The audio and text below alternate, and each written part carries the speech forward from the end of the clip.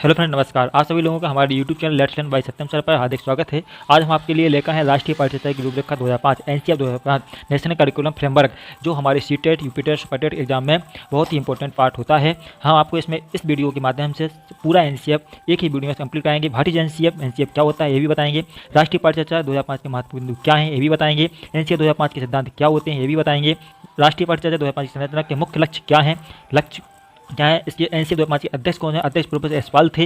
ये सभी जानकारी आपको मैं इस वीडियो के माध्यम से दूंगा और इनके मार्गदर्शी सिद्धांत क्या हैं ये भी आपको बताएंगे पॉइंट बाय पॉइंट। नेक्स्ट क्या है, सिद्धांत के संबंध में महत्वपूर्ण तथ्य क्या क्या हैं ये भी बताएंगे। एनसीईआरटी 2005 के अंग भाग क्या कौन से ये भी बताएंगे आपको। एनसीईआरटी 2005 के मुख्य सुझाव, राष्ट्रीय पाठ्यचर्या की रूपरेखा 2005 की मुख्य विशेषताएं क्या क्या हैं ये भी आपको बताएंगे और इसका मुख्य थीम क्या है ये आपको बताएंगे। एनसीईआरटी 2005 का मुख्य सूत्र है बिना भार के अधिगम या लर्निंग विदाउट बर्डन है, ये इसकी मुख्य थीम है 2005 की। आपको इसके बारे में पूरी विस्तृत जानकारी देंगे। एनसीईआरटी 2005 का पाठ्यक्रम क्या है ये भी हम आपको बताएंगे। एनसीईआरटी 2005 की शिक्षा के प्रति दृष्टिकोण क्या है, बच्चों के प्रति दृष्टिकोण क्या है, एनसीईआरटी 2005 की भाषा के प्रति दृष्टिकोण क्या है, गणित के प्रति दृष्टिकोण क्या है, विज्ञान के प्रति दृष्टिकोण क्या है, शिक्षण गणित का उद्देश्य क्या है और विज्ञान शिक्षण का उद्देश्य क्या है, ये सभी जानकारियाँ हम आपको इस वीडियो के माध्यम से वन बाय वन देंगे। आप बने रहिए, लास्ट तक देखिए वीडियो को, आपको एनसीईआरटी 2005 पूरा कंप्लीट होगा, इसके बाद कुछ भी नहीं जाएगा। आप बस हमारी बातों को ध्यान से सुनिएगा और नोट करते जाइएगा। Okay, thank you. अब आपको आगे बताता चलता हूँ, आप देखते चलिए कि आपको क्या क्या पढ़ना है और क्या क्या छोड़ना है। पढ़ाई में सबसे ज़्यादा इंपॉर्टेंट होता है कि हमें क्या पढ़ना है और क्या छोड़ना है। देखिए, राष्ट्रीय पाठ्यचर्या की रूपरेखा 2005, भारतीय एनसीईआरटी बालकों को क्या और क्यों कैसे पढ़ाया जाए, ये सबसे ज़्यादा महत्वपूर्ण होता है कि बालकों को हमें क्या पढ़ाना है और कैसे पढ़ाना है और वो क्या समझ रहे हैं, जो हम पढ़ा रहे हैं क्या वो हमारी बातों को समझ रहे हैं, ये सबसे ज़्यादा इंपॉर्टेंट होता है। और उनका जो पूर्व ज्ञान है उस ज्ञान को लेकर हमें उनको हैंडल करना है। बालकों को क्यों और कैसे पढ़ाया जाए, राष्ट्रीय पाठ्यचर्या 2005 नेशनल करिकुलम फ्रेमवर्क 2005, ये भी इसका फुल फॉर्म आ जाता है, आपको देखना है। नेशनल करिकुलम फ्रेमवर्क 2005 होता है। एनसीईआरटी का फुल फॉर्म क्या होता है, नेशनल करिकुलम फ्रेमवर्क होता है, ये भी हमें बात ध्यान से देना है। इन्हीं विषयों पर ध्यान केंद्रित कराने हेतु एक दस्तावेज राष्ट्रीय पाठ्यचर्या की रूपरेखा 2005 एनसीईआरटी 2005 का उद्धरण रविन्द्रनाथ टैगोर के निबंध सभ्यता और प्रगति से हुआ है। एनसीईआरटी 2005 का उद्धरण कहाँ से हुआ है, रविन्द्रनाथ टैगोर के निबंध सभ्यता और प्रगति से हुआ है। इस बात को बिल्कुल ध्यान में रखना है, जिससे उन्होंने बताया है कि सृजनात्मकता, जहाँ पे भी सृजनात्मकता वर्ड आता है ये पॉजिटिव टैग वर्ड है। आपको इसमें टैग वर्ड भी बताऊंगा, टैग वर्ड ध्यान से सुनना है, टैग वर्ड सीटेट में बहुत इंपॉर्टेंट होते हैं।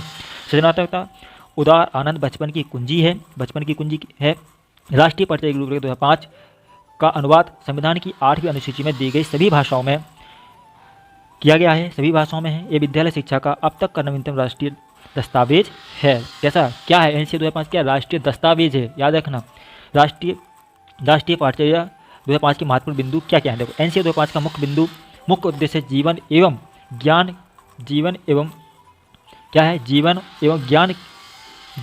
ज्ञान के मध्य की दूरी को कम करना तथा इसी क्रम में बच्चों के विद्यालय जीवन को बाहरी जीवन से क्या करना है, बच्चों को प्रैक्टिकली बनाना है, विद्यालय जीवन को बाहरी जीवन से जोड़ना है, उनको रटन विद्या नहीं करना है। जहाँ पे भी रटन विद्या वर्ड आता है या रटने की प्रणाली वर्ड आता है वो वर्ड को कैंसिल कर देना है तत्काल, क्योंकि रटना बच्चों के लिए खतरनाक है। उन्हें बाहरी जीवन से जोड़ना चाहिए। एनसीईआरटी 2005 को प्राथमिक शिक्षा में लागू किया गया था। इस अधिगम प्रक्रिया के माध्यम से विद्यार्थियों को रटने की प्रणाली से मुक्त करना है, रटने की प्रणाली से मुक्त करना है तथा ताकि विद्यार्थियों को चहुमुखी विकास, जहाँ पे भी चहुमुखी वर्ड आ जाए, समझो पॉजिटिव टैग वर्ड है, उस क्वेश्चन को आपको राइट करना है। ओके, एक वीडियो हम आपके लिए लेके आएंगे टैग वर्ड की, उस टैग वर्ड आपने पढ़ लिया, समझो सीटेट आपका क्वालिफाई हो गया है। ओके, नेक्स्ट आपको बताते हैं, चलिए। एनसीईआरटी 2005 के सिद्धांत क्या है, एनसीईआरटी प्रमुख सिद्धांत क्या है, राष्ट्रीय पाठ्यचर्या रूपरेखा 2005 का प्रमुख उद्देश्य राष्ट्रीय एकता का विकास करना है। क्या है, राष्ट्रीय एकता का विकास करना है। एनसीईआरटी 2005 का उद्देश्य मेन है राष्ट्रीय एकता, हमारी एकता, राष्ट्रीय एकता एक बनी रहे। मातृभाषा को उचित स्थान देकर भाषाई समस्या का समाधान।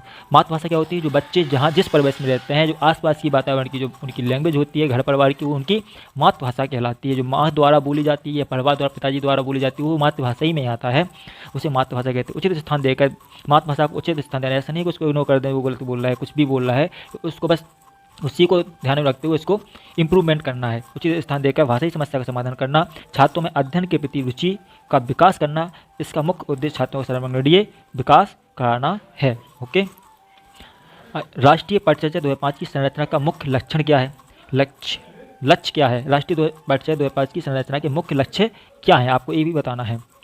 चलिए, एनसीए 2005 का लक्ष्य शिक्षण संसाधनों के समन्वय स्थापित करना, राष्ट्र का विकास करना, अध्यापकों में आत्मविश्वास का विकास करना, शारीरिक और मानसिक विकास में समन्वय करना, सामाजिक एकता स्थापित करना, संस्कृत का संरक्षण करना, किसका, संस्कृत को बढ़ावा देना, संस्कृत संरक्षण करना, उसको बचाना, भाषा समस्या का निदान करना, विद्यार्थियों में रुचि का विकास करना। विद्यार्थियों को पढ़ाने के प्रति रुचि जागृत करेंगे तब वो ऑटोमेटिकली लर्न करेंगे, सीखेंगे, कुछ जान पाएंगे। उनको क्या करना, रुचि जागृत करानी है, उनको इंटरेस्ट बढ़ेगा तो अपने आप ही वो पढ़ने के लिए जागरूक हो जाएंगे। ये सबसे बड़ा मुख्य उद्देश्य है।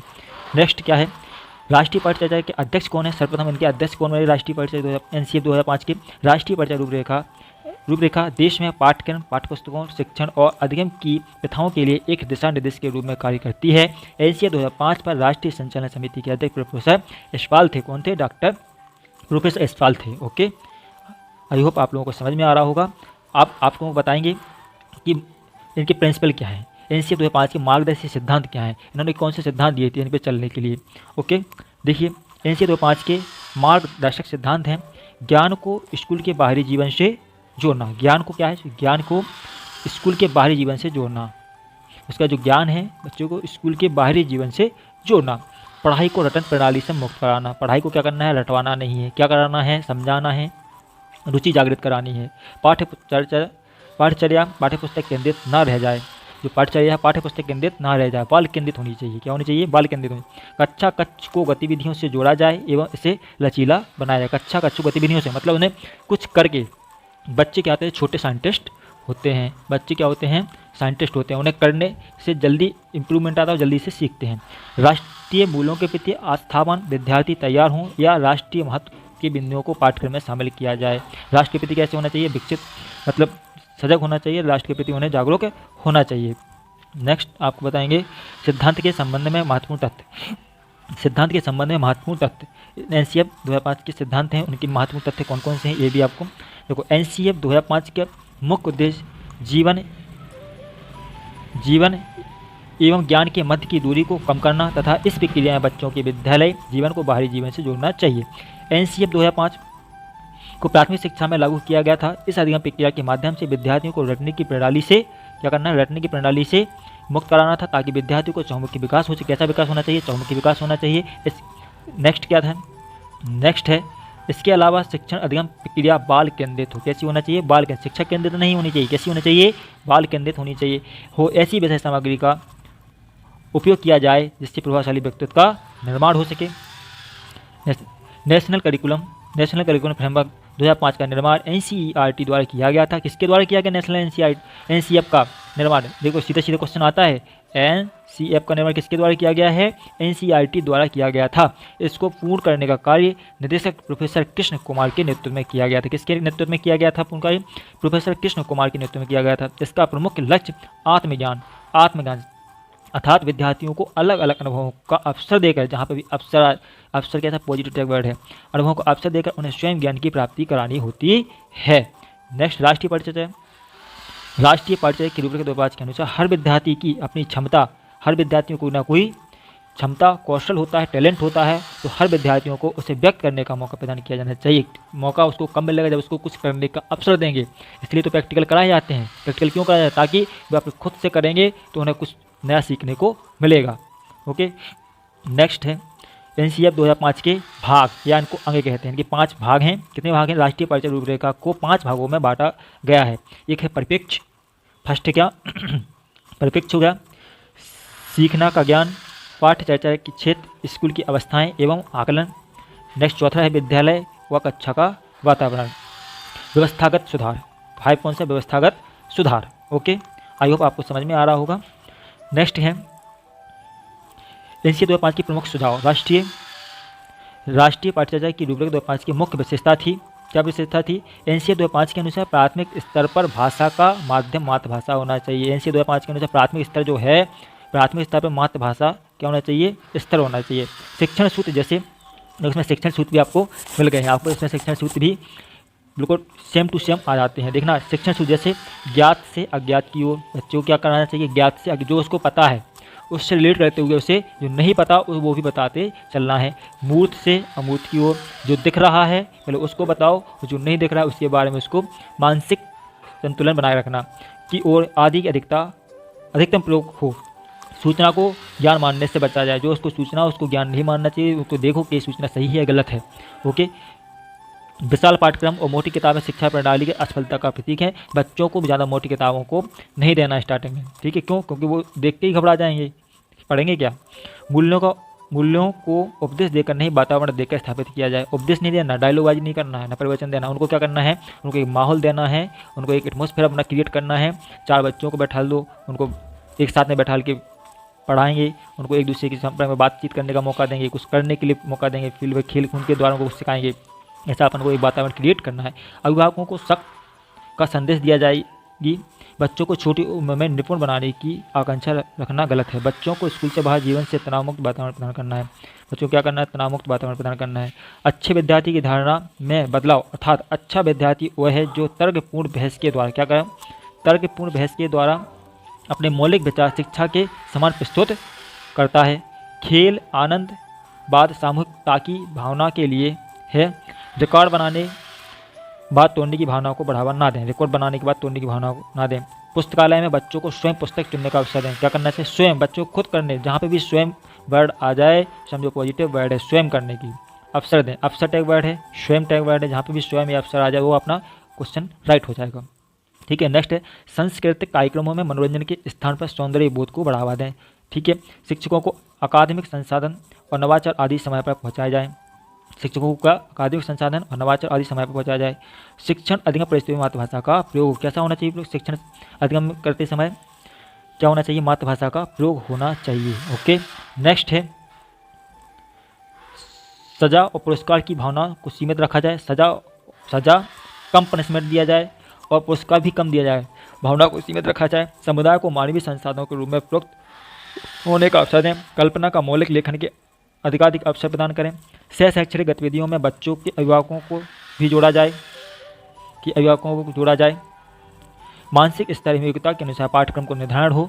शांति शिक्षा को बढ़ावा, महिलाओं के प्रति आदर एवं जिम्मेदारी का दृष्टिकोण विकसित करने की कार्यक्रम का आयोजन करना। बालकों के चहुमुखी विकास पर आधारित परिचर्या हो। सभी विद्यार्थियों हेतु समावेशी वातावरण तैयार करना है। यह सभी हमारे क्या हैं? एनसीईआरटी के प्रमुख सिद्धांत हैं। इन्हीं सिद्धांतों के अकॉर्डिंग बच्चों को पढ़ाना है और उनकी शिक्षा देनी है। ये वाला थीम बिल्कुल याद कर लो।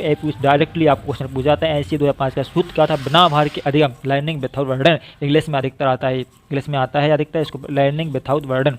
इसको आप अच्छे से तैयार कर लीजिए, लिख लीजिए ताकि आपको बना रहे। आगे वीडियो बड़ी हो जाएगी इसलिए मैं इसको 2 पार्ट में डिवाइड कर देता हूँ। आगे आपको पाठ्यक्रम और उसके शिक्षा के प्रति दृष्टिकोण ये सभी आपको बता देंगे। शिक्षण गणित का उद्देश्य, शिक्षण में विज्ञान का उद्देश्य क्या है, ये सभी जानकारी आपको अगले वीडियो में हम देंगे। आपको ये वीडियो अच्छा लगा हो तो लाइक करें, शेयर करें, सब्सक्राइब करें। Thank you so much. आपके लिए एक मोटिवेशन क्यूट लेके आया था मैं। आपको मोटिवेशन क्यूट देते हैं ताकि आप आगे इसको तब तक लड़ना है मत छोड़ो जब तक अपनी तय की हुई जगह पर ना पहुंच जाओ। आपको जब तक लड़ना है, जब तक तैयारी करना है, जब तक हमें वो सीटेट सुपर टेट क्वालिफाई ना कर लो, तब तक हमें रुकना नहीं है, ना थकना है ना रुकना है। Thank you so much. आप लोग ऐसे ही पढ़ते रहिए और जो मैं पढ़ा रहा हूँ उसके नोट्स की बनाइए और हर एक चीज़ को अपनी बुक पे लिखिए, क्योंकि लिखने से ज़्यादा आपको याद होता है। Thank you so much.